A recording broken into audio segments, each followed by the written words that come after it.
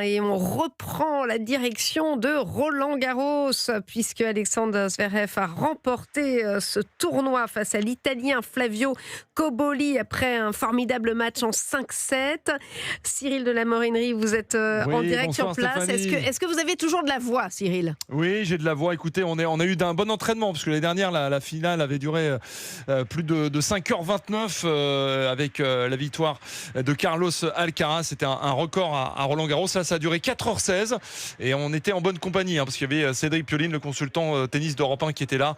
Europe 1 radio officielle de Roland-Garros. On a vécu 3 semaines prodigieuses avec beaucoup évidemment de surprises. Djokovic, Sinner qui étaient les favoris et Alcaraz aussi. Alcaraz était forfait. Les deux autres ont été éliminés prématurément et donc Zverev était le favori qui est resté et il a réussi à tenir son rang dans une finale renversante puisque ça a été compliqué pour lui. Il a gagné le premier set 6-1, il remporte le dernier set 6-1 et au milieu il a eu un Flavio Cobolli, l'Italien, qui a réussi à faire son jeu, qui était moins bien classé que lui mais qui a pu déjouer un petit peu les pronostics, en tout cas le service plus puissant de l'Allemand. Il y a eu beaucoup de fébrilité, des fautes, on sentait qu'il y avait de la nervosité parce que Alexander Zverev voulait absolument, face à son copain, devant son clan et notamment son papa entraîneur, remporter enfin une finale de Grand Chelem. Il avait disputé 3 finales auparavant en Grand Chelem. Il voulait, à 29 ans, alors qu'il est confronté évidemment